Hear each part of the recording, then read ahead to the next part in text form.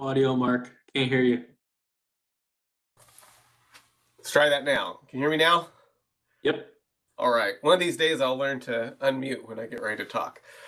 Okay, well, thank you for coming. We're going to be talking about agile missteps and unintended consequences. We're going to be looking at some examples from agile teams, but also looking at some examples from around the world, even some sports examples, which is something I don't use very much, but we've got a few here that I think should be interesting. Okay, so to get started, give me a thumbs up. You should be able to see Slido in the in WebEx, or you can open that. Is that working for everybody? Can you see that? Is it working? Okay, cool. Also, I have the link in there in the chat. If you can't get to it, you should be able to get to it from that link. So awesome. Coming up next week, we are going to be talking about agile principles and risky barbecue. This was from a few years ago. I don't think I've done it. I don't think I've done it for a few years. We were going to try to pit roast a pig, and the main piece of advice I got when trying to ask people how that worked was you need to make sure you have a plan for ordering pizza when it doesn't work out correctly. So we used the agile principles and ended up having a barbecue that we will probably never repeat again, but you can find out if it's successful or not next week. So we're looking at a lot of the principles. This is also how my kids learned how to run an excavator. So got some interesting things to talk about then.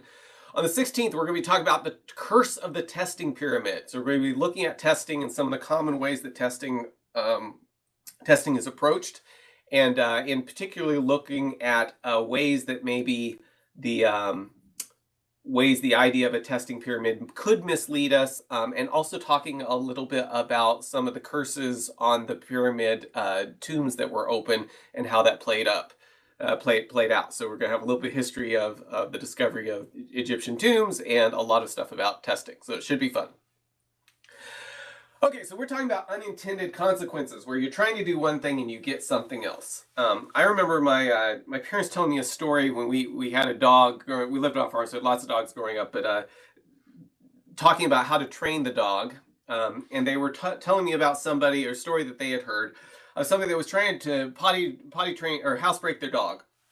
So whenever the dog would mess up on the floor, I thought we wanted to teach them that they don't want to do that. So it would rub the dog's nose in the mess and then throw it out the window. And after a while, the dog became very, very well trained. And it knew that whenever it messed on the floor, it needed to rub its nose in it and jump out the window. So the point of that story is sometimes we can try to achieve one thing and end up achieving the exact opposite of that. Well, let's look at another example here. Back in, actually, I don't remember which year this was, but there was a large earthquake that hit a country in South America. So the U.S. response to that was, well, let's help them out. So they sent lots of wheat down to this country. And so like some of the subsidies you see in the United States for farmers, sometimes that involves buying their produce and shipping it to other countries. So they bought all this wheat and shipped it down to this other country where the people were suffering from the effects of the hurricane. So here's a question for you. Rank these items according to how much you think they would be damaged by an earthquake. So buildings, water and sewage pipes, electrical lines, or wheat fields. So down in South America, there was an earthquake that caused lots and lots of damage. And our question here is, what do you think was most likely to be damaged by the earthquake?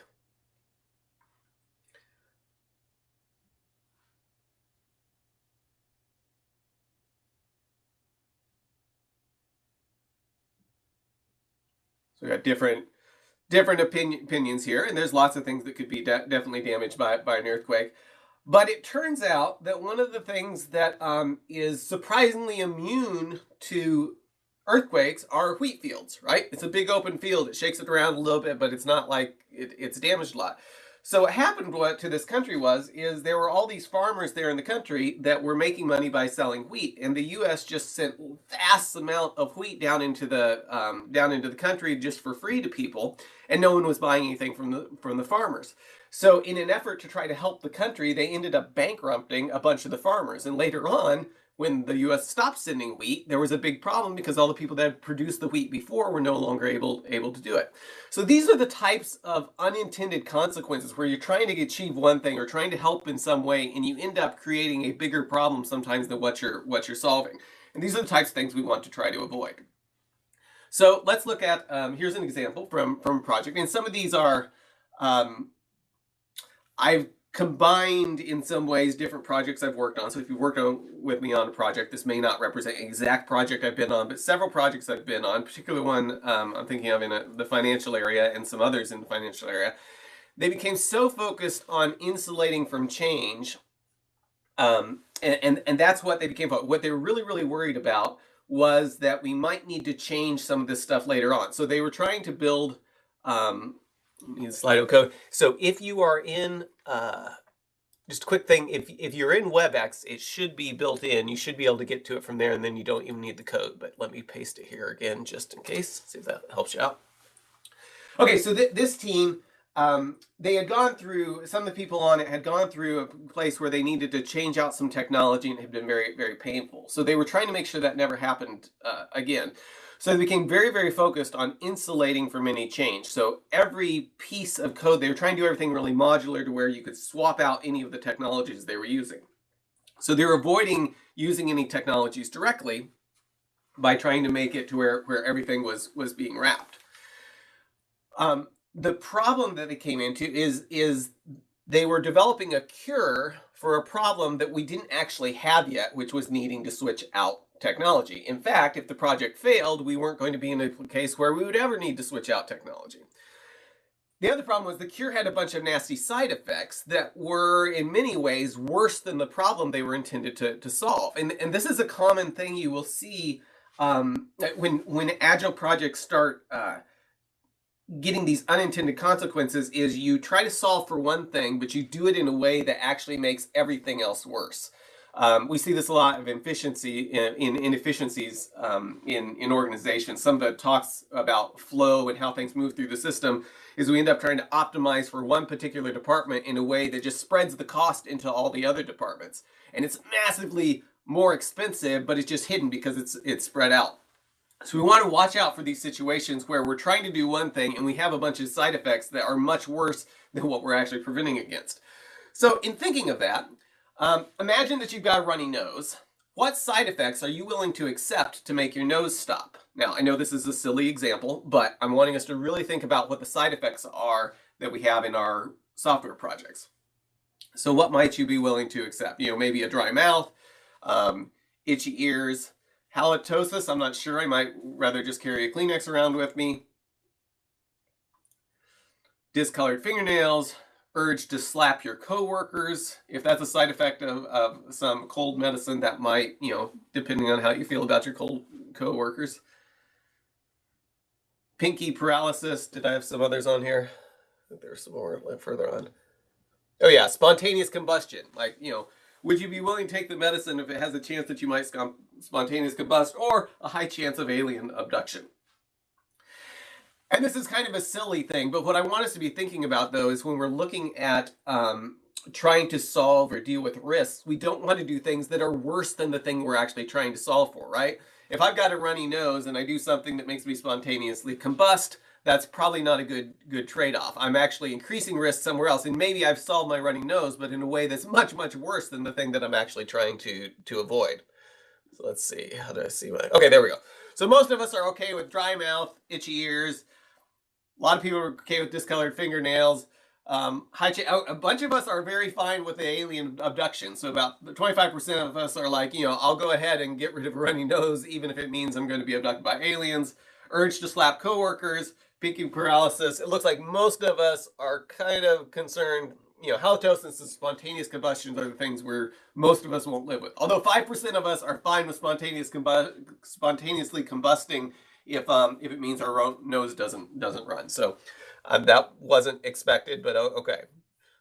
Different folks, different strokes, right? Okay, so kind of with that in mind, I want to show you, this is a video from E-Trade kind of talking about this, like when the side effects of what you're getting are worse than what you're actually curing. This is an old E-Trade ad, but it kind of illustrates the point. At Gene Enterprises, we've harnessed the power of the human gene so you can say goodbye to your allergies forever with new Nozula.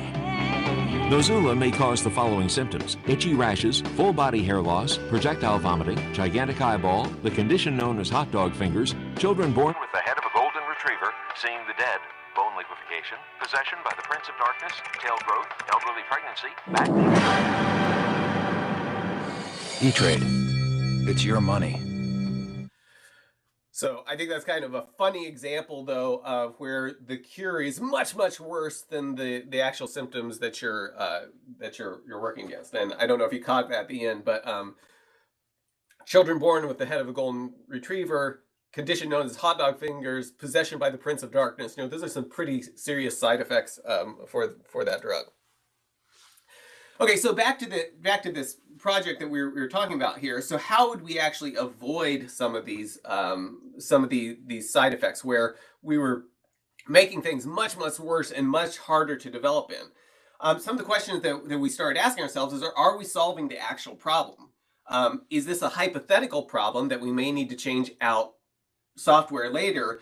And are we making that a bigger problem than the real problem, which was we needed to deliver the software and we needed something that worked? The other question is, what was driving this particular solution? In this particular case, there was somebody that was really bought into trying to deliver things in this manner based on their previous experiences.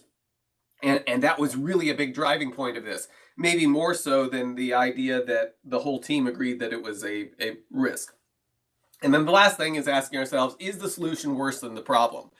And as simple as that sounds, that's something that's very important to ask yourself about everything you're doing. Like, am I making things worse am I so focused on this particular problem that I'm willing to do all kinds of things that are much, much worse than the problem that I'm trying to solve? So which Agile principle does the most to push teams towards solving the actual problem?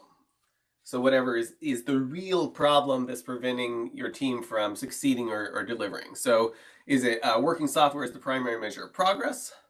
Is it all's well that ends well? Okay, they're resorting here. Mutually assured or mutually assured destruction, deliver working software frequently. And many of these are not wrong. Just wonder, what do you see as being the principle that does the most push teams towards solving the actual problem? Looks like right now, delivering working software frequently is at the top. That's good. Frequently talking to the user, yes. Which we've got business people and developers working together daily, which would probably encompass some of that. And I see 2% of us are saying that the Agile principle of mutually assured destruction pushes teams towards solving the actual problem. So it wasn't exactly what I had in mind, but okay. That's not an actual Agile principle, at least in most teams I've worked on. So I think this is interesting. Most are saying deliver working software frequently, and I think that's very, very true. For me personally, the working software being the primary measure of progress is really the key. Not because we don't want to deliver working software frequently, but if I'm measuring my progress in terms of how much working software have I delivered, and I want to show incremental progress, that's going to force me to make sure I have some way of delivering working software frequently. So it kind of encompasses that top one. At least in my mind, that's how I think of it. So we want to use our principles in a way to push teams, make sure we're using the ways to push teams to solving the actual problem. And usually the problem is we need to deliver something that works to the customer. Do not read business people as users. Yes, and sometimes it's not. So that's a very good point. Okay, so now let's talk about Oedipus Rex. So Oedipus Rex is a story by Sophocles from ancient Greece. And he went to see the oracle to ask, because he had heard that he wasn't sure who his parents were or something. So he went to talk to them, and the oracle told him that he was destined to kill his father and marry his mother. Well, Oedipus didn't want to do either of those things, so he was trying to make sure that neither of those things actually happened. So what he did is he left and went somewhere else, because he was trying to make sure that if that was his fate, he was going to make sure that his fate did not happen.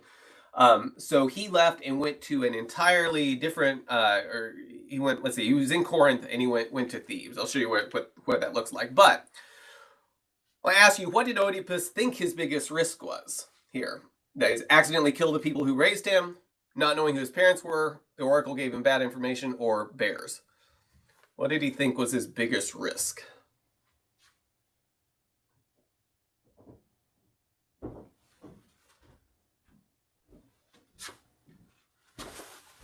This one doesn't, I haven't figured out why. Sometimes it shows me as we go. Sometimes I've got to click. Okay.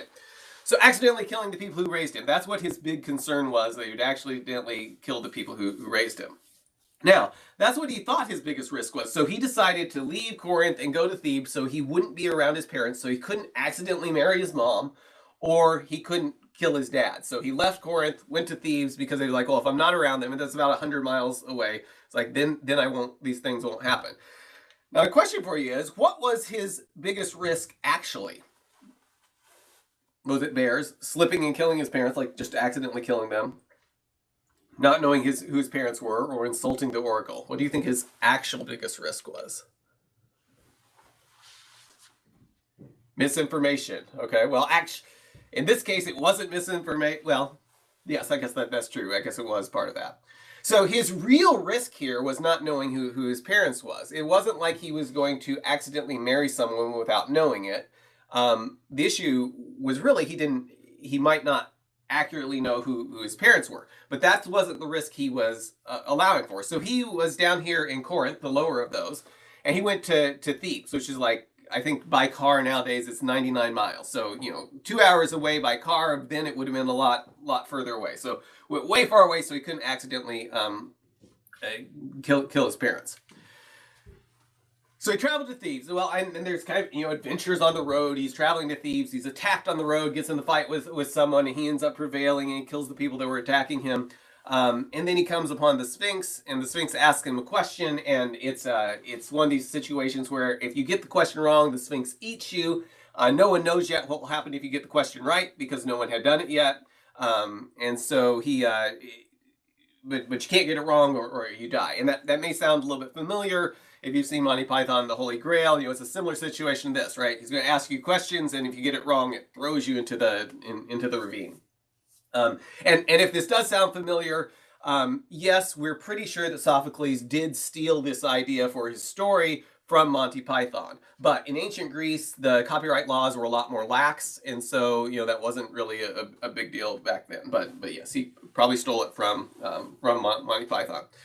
Anyway, so here was the question from the Sphinx. I'll throw this in here just to be fun. What goes on 4 legs in the morning, 2 legs at noon, and 3 legs in the evening? Does anyone know the answer? That's the riddle that Oedipus was asked. Human, yes. We got human. Somebody put it in the chat. Let's see, we've got a person, a human, a man, a man. Yes, okay, everybody, you guys are great. You would survive the Sphinx, so you're in good shape if you ever happen to be in this situation. The idea is that you go on 4 legs. When you're a kid, you crawl around. Then when you're adult, you walk on 2 legs, and when you get old, you walk with a cane. So a human. So Oedipus tells the Sphinx that the answer, and the Sphinx disappears in a puff of smoke. Well, the Sphinx had been causing a lot of trouble for Thebes, so he was welcomed in as a hero. And Thebes had been going through a lot of trouble here because a Sphinx had killed many of the people. All the travelers were being killed. The king recently had died. He had been murdered. So Oedipus Rex comes in. They decide, well, this guy has saved us. We're going to make him king. He marries the widow queen, becomes king, and then sets out to try to figure out who had actually murdered the king to avenge him. Which you probably figured out, it actually turns out to be himself, because he was adopted because there had been a prophecy, and his parents, who happened to be the person he killed on the road, was the king of Thebes, had discovered that he was destined to kill his father and marry his mother, so they got rid of him. They had somebody take him out and just leave him on a mountain somewhere. Somebody found him, adopted him. He ended up fighting his father and ended up marrying his mother. So the point of that, and there's lots of interesting things, these stories about fate and things like that, but the point was the thing that he was trying to prevent the most was the thing he caused by what he was doing. He was trying to make sure that he didn't kill his father and that he didn't marry his mother, and his act of trying to prevent it was what actively caused it. So there's a government project I was working on, and they were trying very, very hard to not disappoint the stakeholders and trying not to have the project canceled. And in their efforts to go ahead and do this, they did the same thing as Oedipus Rex of causing both of these things to happen by the way that they were trying to keep them from happening, because they weren't accurately understanding what the risks were, just like Oedipus wasn't. So this project, they were very focused on trying to avoid missteps. They didn't want to do anything and then discover that they were wrong. And what that made them do is actually delay how long it took for them to get feedback. So high standards for a project, yes. They would delay how long it took them to get feedback in order to try, have lots of planning up front to make sure that they didn't have any missteps, which actually made them more likely to make missteps because they weren't getting the rapid feedback. They're also trying to use all these really cutting edge tools to try to make things better and to better please the customer. But from the customer standpoint, they weren't as interested in the cutting edge tools as they were in actually delivering the software. And some of those tools came with risks that turned out to manifest and make it harder to deliver. They also were very, very focused on proving out the technology as something that was separate, proving the technology separate from the actual application, which also led down this path of getting a lot further before you discovered, oh, now we tried to build the application and it turns out this doesn't work exactly the way we meant for it to. Now we need to come back and find another way to do it. So it was a very, very similar, whoops, I went the wrong way. Very similar situation to Oedipus Rex, where the things they were focusing on were the things that they actually ended up causing to happen. They overlooked the value of working software. So that having that working software that really guides you, gives you the feedback, tells you if you're headed in the right direction, that got downplayed because they were so focused on the other concerns that weren't the actual risks. They also overlooked satisfying the customer on a regular basis, like frequently delivering and getting things in front of the customer. So Oedipus Rex was so focused on getting away from his parents that he accidentally killed his father and married his mother. This particular team was so focused on planning and using particular technology that they failed to create the confidence that they could deliver efficiently. And eventually that particular project was canceled. So to avoid these types of situations, here I'm going to go through a list of some of the things you can do to avoid these types of situations. Not Oedipus Rex, that I don't know, that's just weird, right? But avoiding this in software projects, creating the option of going live early in the process. One of the biggest ways to make sure that you deal with risk in a software, and particularly with greenfield software or where you're replacing something, but even if you're working on something, an existing legacy system, trying to get something to the point that you can get return on investment, that it's worth it to actually put it in production, and doing that sooner is one of the best ways to make sure that your project does not fail.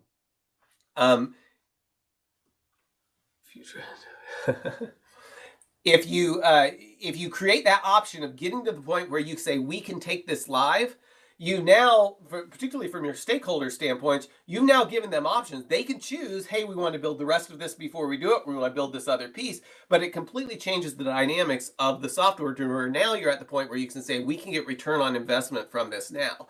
It's very hard to cancel a project if it's at the point where you say, hey, it's live and working, or you're getting value from it now, or it's ready to get value from it. We can flip the switch and this can start giving you value here today. Another way to avoid this type of failure is to assume you're going to make some wrong decisions, which will force you to build the ability to change. If we assume that we were going to make some wrong decisions and we assume that we may write code that breaks something, we're going to invest in testing. We're also going to invest in trying to get small pieces out and get feedback from the customer earlier.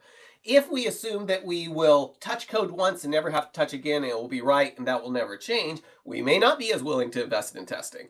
If we assume that our decisions are all right when we make them, we may delay how long it is before we start getting feedback from customers. So this kind of humility of assuming that we're going to be fallible is one of the ways to make sure we avoid failure, because it forces us to get the feedback loops faster so we get feedback on how we're doing. So what if Oedipus Rex had have assumed that he was going to marry, that whoever he was going to marry, if he had a thought in his mind, okay, if I get ready to marry someone, I better check and make sure she's not my mom. He might have actually been more careful. What if he had have assumed that anyone he started fighting might be his father? He might have actually been looking for the actual thing that he was trying to avoid. Instead, he was so focused on being away from his parents or being away from the people that raised him that he missed these very simple things that you could do to make sure you don't actually marry your mother. If you're getting ready to marry someone, you should be very, very suspicious if she's the same age as your mother might be. avoiding failure in working software in the customer's hands is more important than any particular technology choice. So on a lot of projects, one of the things that's a misstep that leads to unintended consequences, and often for the best intentions, is trying to use a particular piece of technology, but not doing it in a way that you're able to redirect if you discover that technology doesn't work. So let me give two examples of it. One is getting so far down the road with this piece of technology that by the time you actually try to use it in one way of putting it, using it in anger, using it for what you're trying to actually accomplish for the customer, you've built such a foundation and investment in it that you wouldn't be willing to change it if you discover it's not actually fit for purpose. And this is particularly true if you're trying to use some new piece of technology that you don't have experience with. Okay, so there were some examples from Oedipus Rex and a project. Now let's talk about something else. So this is, let me grab this over here.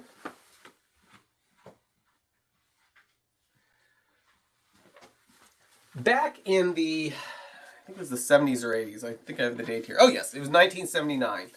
So in 1978, there was a radio station. So the craze going around was disco, right? And there was a station, a radio station that had a very popular DJ, and it was a rock station, and they decided to change from rock and roll to playing disco music. And so their really, really good rock and roll DJ was not a good fit for disco because he hated disco. So they fired their DJ, and he quickly got a job somewhere else at a rock station.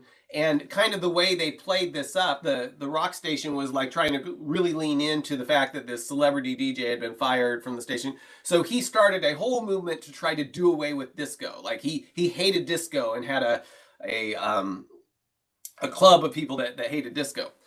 The next year, in 1979, the White Sox were looking for different ways to bring people in, and their attendance hadn't been very, very high.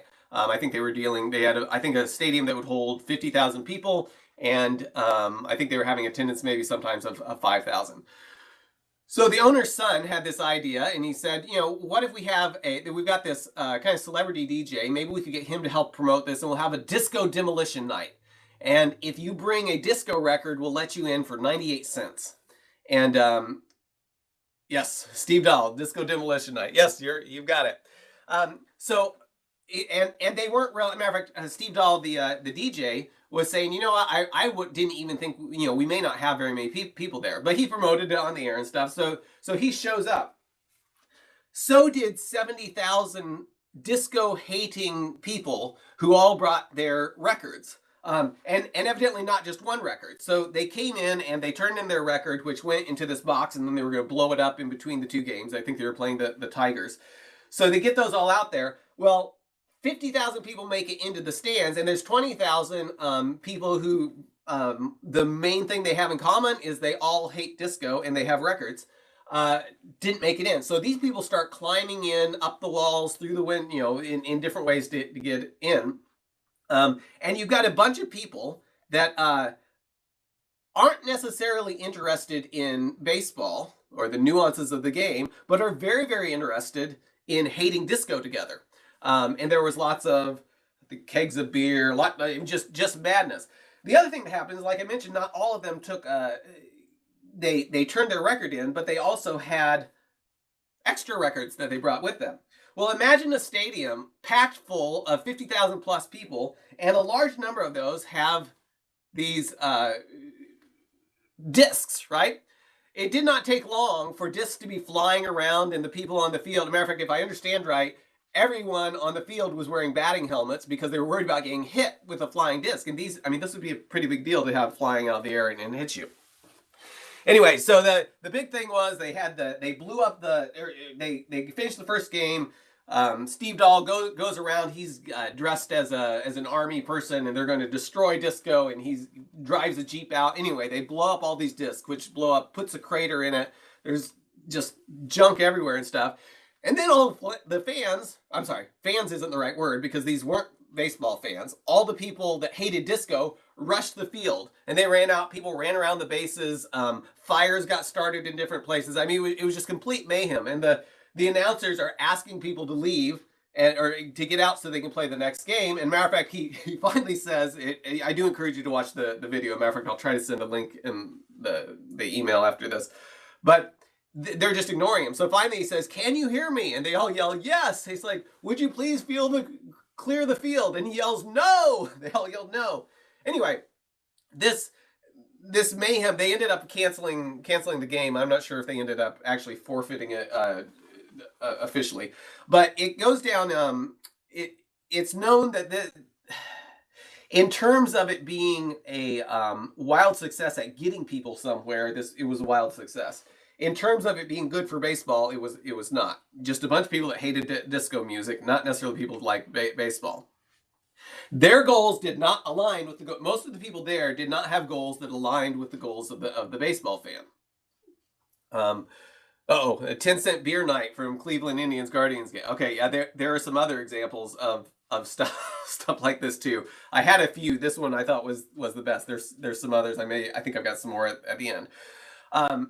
Their goals didn't align with what was the goals for baseball fans. And now this is a very common thing on Agile projects where you got somebody whose goals do not, I'm going to have to look that one up. Mini bat night. It's a very common problem when you've got somebody on the team or a group of people on the team whose goals don't align with what's actually going to make the team successful.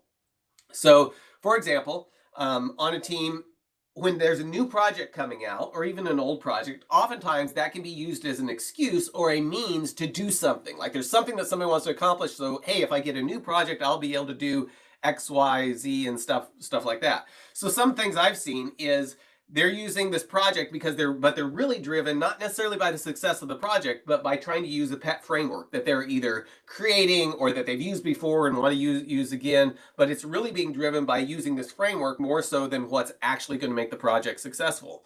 Or a particular architecture. I've really been wanting to do microservices. This is the place I'm going to get to do microservices. And it's not actually based on whether it's going to be used in a way that's going to help the team succeed in delivering the software. The goal is, for some people, is to actually just use that architecture. There's also resume-driven development. If you've been on a team and you hear people start talking about, oh yes, I want to use this technology because the people that use this technology can make lots of money over here. Well, that's not necessarily a bad thing, but that doesn't necessarily say a lot about whether that particular technology is a good fit for making this team successful.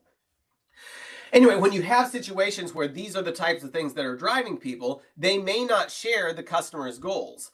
And I've seen this happen in a lot of cases. Sometimes the teams are able to redirect from it. Sometimes they're not. Sometimes this is actually fatal to the team. So how do you avoid these pets or goals that are very, very different? Well, working with the customer daily. That Agile principle is one way of making sure that you're aligned and you're all trying to accomplish the same thing. Using working software as progress, and that being how you're actually measuring progress. The fact that you were able to set up a particular framework doesn't count as progress unless it allowed you to deliver working software. And being willing to change. If you're working on something and if you've got a team that's not willing to change because they're so focused on using this architecture or using this particular framework or something like that, you're setting if they happen to work well, you may be really lucky and maybe it'll work, but there's a good chance that you're not going to be able to redirect.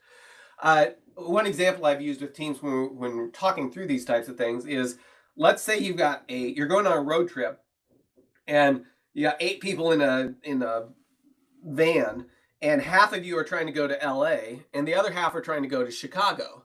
Well, every time you switch drivers, you're going to be headed in a different direction, right? Or worse yet, you've got one person driving trying to go to LA and you've got somebody else reaching over and jerking the steering wheel to try to head to Chicago. That's not going to be effective as a team. I once, when I was a teenager, we were headed to Summit. We're doing a fundraiser for a school. And so there were 3 of us driving this pickup truck. We were headed to somebody's house to get, to rake leaves or something like that.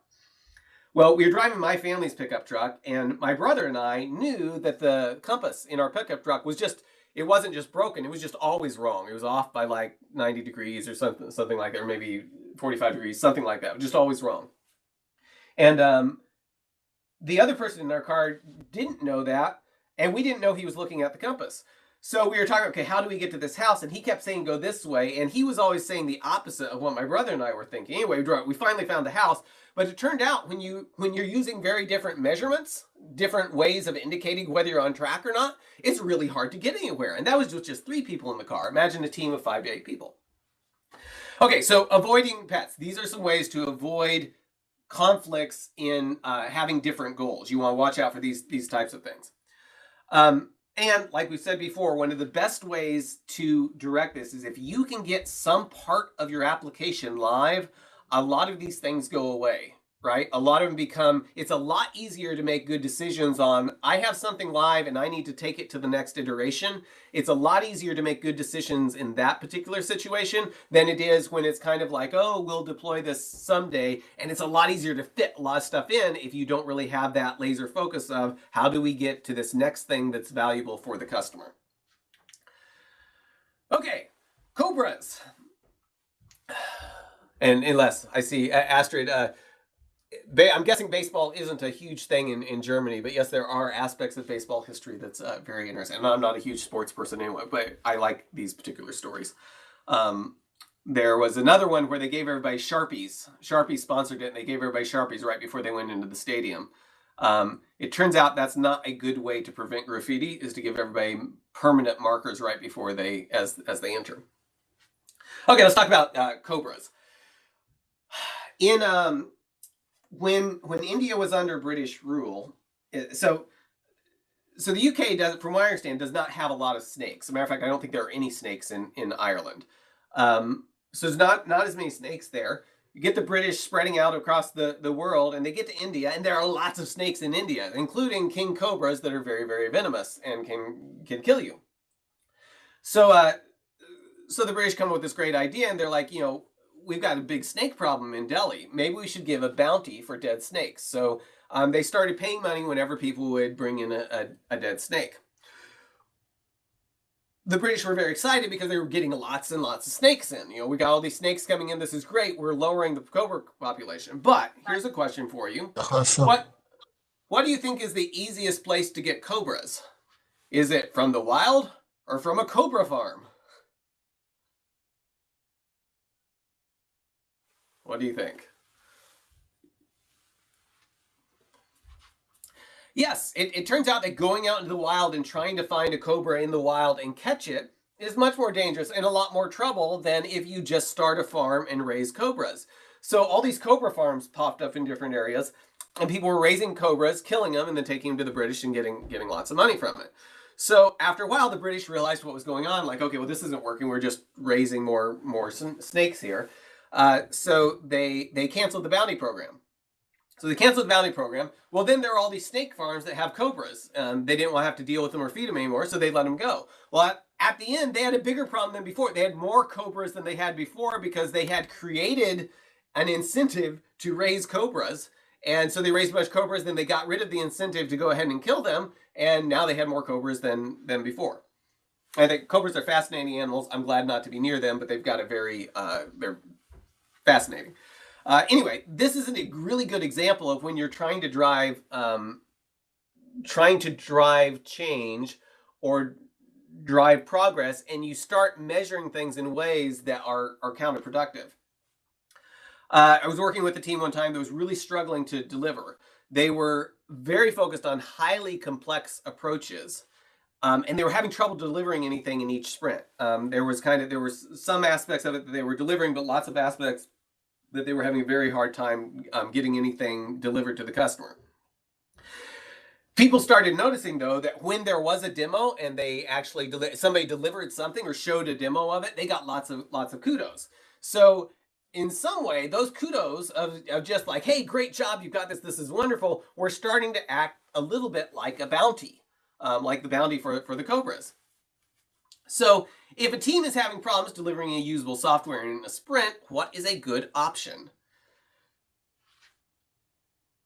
Which one of these things is the best option if a team is having problems delivering any usable software in a sprint? So these are all things I've seen suggested or done. You split stories into simpler, smaller, usable pieces, which is hard, but there's almost always a way to do it. Whenever I've worked with a team, they say, oh yeah, there's no way we could split this up. There is, you just got to really dig into it, and it takes some effort, but after a while you develop a skill in being able to do that for that particular domain. So demoing technology instead of stories is the thing that this particular team ended up doing, although it was suggested making the sprint longer. The problem with demoing the technology instead of stories is they were dealing sometimes with demos that you'd watch, and the person would demo, this is what we've done this week, and they would type in a command line, just something on their local. It wasn't even deployed anywhere. As a result, they were able to fit lots more stuff. The scope of the store of what they were working on kept growing because there wasn't that constraint of we've got to deliver something for the customer. And this is called Goodhart's Law. It says when a measure becomes a target, it ceases to be a good measure. So in this particular case, the kudos from the demo was becoming the measure that was becoming the target. But it turns out wasn't really good way to indicate how much had been done because they were able to shift and start using the measure of kudos and found a different way to get the kudos without actually delivering the thing that we really wanted to, which was the working software. So getting to demo became the measure, which meant we lost the focus on simplicity. The storage scopes grew because we didn't, instead of constraining the story scope to try to deliver something smaller, the story scope was growing because we demoed little pieces of it as we went. And we also ended up with very slow feedback on decisions because the implications of the decisions as they were manifest in an actual user story didn't happen till way on down the road. So different goals, different results, right? There's a difference between wanting fewer cobras and wanting just a bunch of dead cobras. There's a difference between working software versus just showing stuff in demos. And there's a difference between prioritizing rapid feedback versus prioritizing detailed plans. There was a similar situation in Vietnam where they started a bounty program to get rid of rats, and but they didn't want a bunch of rat carcasses. So they said, well, you bring in the tail of a rat, we'll count that, you killed a rat, and then we'll give you a bounty for it. Well, after a while, they started noticing there were a bunch of tailless rats running around in Vietnam because people correctly realized that if they started killing the rats, there wouldn't be as many rats anymore because they'd stop breeding. So they just cut off the tails, and that way they were able to maximize the number of rats available to cut the tails off of and give to the for the bounty. So they canceled that program as well. Okay, back to this thing. But when a measure becomes a target, it ceases to be a good measure. When the measure, the number of rats' tails, became the target, it stopped being a good way to measure the progress of the real goal, which was getting rid of the rats. So how does Agile help in these types of situations? Well, we've got the principle that says working software is the primary measure of progress. If we're actually using this as the primary measure of progress, this is pretty difficult to game, particularly if you're delivering regularly all the way through. I've seen people say, well, that's no good because you'll write working software really, really quickly, but you won't do a good job of it. Well, if we're planning on every week, you'll build technical debt. There is some truth in that, but if I'm delivering every 2 weeks or every week or maybe even every few days all the way through to production or whatever my highest environment is, I can't game this very long. I'm going to have to go ahead and invest in my pipeline. I'm going to have to invest in my tests and all those things. So this kind of forces you to do the things that you need to be doing if you're actually doing this on a regular basis, if you're delivering on a regular basis. So if you're in this type of situation we described, here's some ways to minimize the problems from that. First of all, focus on getting something live. Something live means something that people can actually use, no matter how simple, something they say, this is making my life easier. Only demo user stories, because that's what we're going to be focused on, is the actual software that we're delivering. Let real users drive the demo. This is something a lot of people don't do this, but this is a very, very powerful way to make sure that you're actually focused on what this does for the user, is let them drive. Now, developers stuff can explain what's going on, and as you put stuff together, you may need developers to demo certain pieces of it. But letting the user show how this makes their life better is a very good way to make sure you're focused on delivering usable software. And focus on the goals, not the measures. Doesn't mean you won't ever measure anything, but if you get to the point where the measure starts taking precedence over the actual goal, you're setting yourself up for failure. So here's a few examples of things I've seen teams trying to do. Building out their pipelines first to enable development. Now this sounds like, and in some cases may even be, a really, really good thing. But if your team starts a project by or teams you've worked with starts a project by building out the full pipeline before they start in the application, which do you think is more likely? Do you think is that the pipeline will include lots of things that don't turn out to be needed? Or is it the pipeline will need to be rewritten as the application develops? Or is it the pipeline will do exactly what the developers need in order to deploy the software? Now, my experience is this is pretty rare for this to happen. That doesn't mean it can't happen. Somebody was asking, let's see, when you're demoing, do you have them rehearse it beforehand? It depends on the level of formality. If you're in front of people that, the higher up you go, probably the more you want to rehearse. Most teams, having a quick meeting and just walking through stuff, here's what we're going to show. Does everybody know who's going to talk and do this? Is worth investing in if it's a demo that's going to be with people higher up. If it's just within the team, maybe not. Okay, so this is pretty rare. Now it can happen. It doesn't mean that it will never happen. And if you're able to make it simple enough, maybe you can actually get the pipeline to do exactly what you want. But most of us are saying we're experiencing these other things where it will need to be rewritten as the application develops, which might be fine. Building just enough and then rewrite it as the application develops, that might be a great way to do it. Or the pipeline might include lots of things that don't turn out to be needed. That's the really big risk, because then you have a lot of waste in the system because you built stuff that seemed like a good idea at the time, but once you get to it, it's not needed. Something else is needed instead. Another thing I've seen people run into is defining the architecture independently of the applications. Like, here's our architecture that we're going to define, for the whole organization or for all these teams or even just for this project, we're going to define it completely independent of the application. There can be places where that's very, very valuable. And it's not that there's no way that can ever be valuable, any piece of that. But once again, if your team defines architecture first, which is more likely? Is it more likely the architecture is so complex that it will work for any application? Meaning you've thought of everything. So the architecture is very, very complex. It can do anything, which probably means it can do a lot of stuff you may not need for that particular application. Or is it so complex that it won't actually work for any real application? Or it's so simple and flexible that it should work for any application? Or it's so simple that it doesn't actually provide any value? Well, obviously the place we want to be is somewhere right here, right? And if you can achieve this is great. But usually when you start talking about let's define all the architecture up front, it's not because people are looking for a way to simplify the architecture. It's usually because they're trying to think of ways to handle more scenarios, not fewer. And they're trying to handle more edge cases, not just a simpler subset of things. So like I said, I'm not trying to say that this is wrong and you should never do this, but you've got to actually be realistic about what are you going to end up with this, because it's easy to shift, and the goal being to create this beautiful architecture and lose sight of the fact that what you're really trying to do is get an application out into the customer's hands that will help them make money. Okay, so summary. Don't let your measures become your goals. Working software is the goal.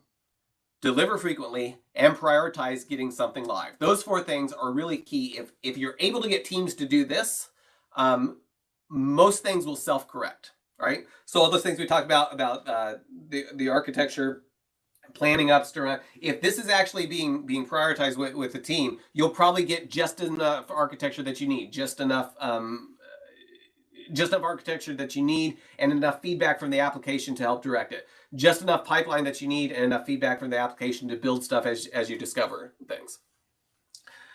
Okay, let's see, what are we doing on time? Oh, perfect. Okay. We're giving away a t-shirt. I think I still have one size of everything from small to XXX. So we're going to give away one for the quiz. I think we've got 4 questions here. So join the quiz. I will throw this link in here one more time, just in case anybody doesn't have it.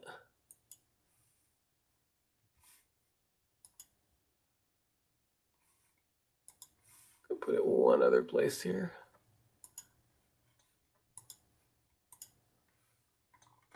Okay. You can also type in that number if you need to. Okay, giving away a Turn Your Video On t-shirt. Those t-shirts actually started when I was working with the team and everybody was remote and we were trying to really get people bought into the idea we want to prioritize face-to-face communication. So that was a simple way just to get people thinking about, hey, if I can, I ought to be where people can see my face and I can see theirs. Okay, give it a few more seconds. We've got 51 people. We've got 115 people in WebEx, 52 people on this. Even if you don't participate, please do bring it up. I have some feedback I'd like to get at the end, just a few questions. So please do go ahead and join, even if you want to ignore it, even if you hate t-shirts or something, that's possible too. Okay, 5 more seconds. 4, 3, 2, 1, and let's go. Okay, what is Goodhart's law? Is it measure twice, cut once? Don't let your goals impede your measures? When a measure becomes a target, it ceases to be a good measure? Or don't let people farm your measure, especially when measuring cobras? Give you a hint, the last one is not it. Yes, when a measure becomes a target, it ceases to be a good measure. If you start focusing on the thing that you're measuring and just making that metric go up, it stops being a good way to measure your progress unless you're actually tied it in, because there may be ways that it's not completely tied to the goal. Okay, Tom's in the top spot. Next question. How do you create confidence that your team can deliver an application? Is it by explaining how hard you're working? By demonstrating technology? By showing your detailed plans? Or by delivering working software? How do you create confidence that your team can deliver an application? Yes, by delivering working software. The best way to create confidence is to do things that inspire confidence, and if the thing they're trusting you to do is deliver working software, delivering working software. Leaderboard, Tom's still in the top spot. Somebody needs to knock him out of the top spot. Okay, Daniel, you're really, really close. Okay, and then Eli, Brendan, and Lucas. Next question. Why wasn't Oedipus more careful who he killed and married? Was it because he hated his father? He was focused on the wrong risk? Because he didn't have enough scrum training? Or because he thought the oracle was a liar? Why wasn't he more careful who he went around killing and marrying? Yes, he was focused on the wrong risk. His risk was he was worried about being near his parents and accidentally doing something. His real risk was that he might not know who his parents were.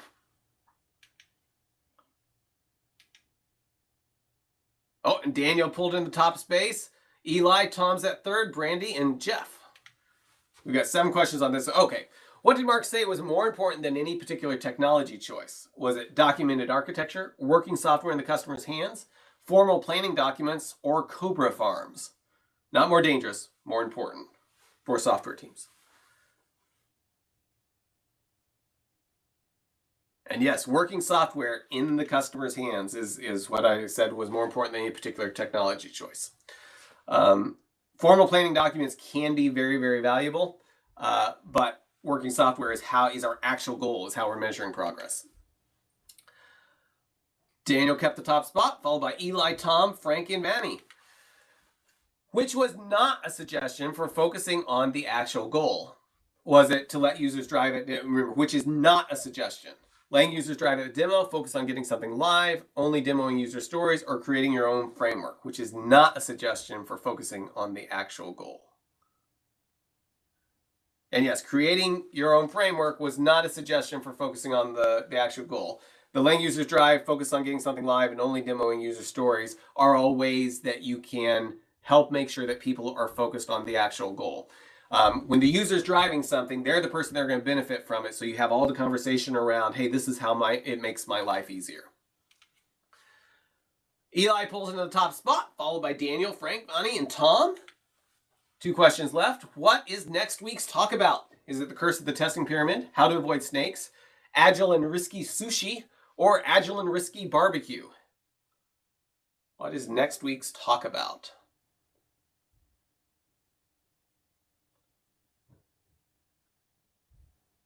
Yes, it is agile and risky barbecue, or how I got my kids an excavator. Curse of Testing Pyramid is the next week. And then it looks like there may be some interest in agile and risky sushi. So I'm not sure if I'm adequately experienced to give a talk like that. So may not be able to do that. Maybe that can be a guest. Okay, Daniel's back in top spot, followed by Frank, Vanny, Tom, and Eli. Next question. Last question here, I think. What is the easiest way to invite a coworker to an Agile Lunch and Learn? Is it to get them certified in Scrum, to use smoke signals, forward them the calendar invite, or an interpretive dance? Now, if you're a great dancer, maybe that would be easy, but I will tell you that's not the one I was thinking of here. So yes, forwarding them the calendar invite is a great way to invite a coworker to an Agile Lunch and Learn. Okay, congratulations, Daniel. You pulled out the top spot. Very good. Daniel, you can send me a screenshot, just send me an email, reply to something, I'll get it, and let me know your shirt size and where you want it sent, and we'll get a t-shirt headed your way. Okay, I do want, if you can go ahead and fill out the survey, and then I'm going to jump over and look at the, see if we've got any Q&A things that people had questions about as we went. Big thing I want in the survey is, the first thing is just, how did this compare to other talks? If it's about the same as other talks, choose the center one with the person not smiling or frowning. So think of it like, it's a really solid, same as what we've expected before. If it's a little better, do this toward the smiling end. If it wasn't as good as some of the others, do toward the lower. So you're grading it on a curve. The center should be, is just like everything else. A little bit better, a little bit worse, much better, much worse. But that'll be good help for me. And then there's some other questions, but make sure you get that first one if you can. I really appreciate the feedback. Somebody said their invites have fallen off the calendar. Email me and I will try to see what's going on for you. And okay, let me get Slido up here. Let's see if we got any questions in the Q&A. Okay, are previous talks available? So yes, I'm glad you asked that. If you go to YouTube Agile Lunch and Learn,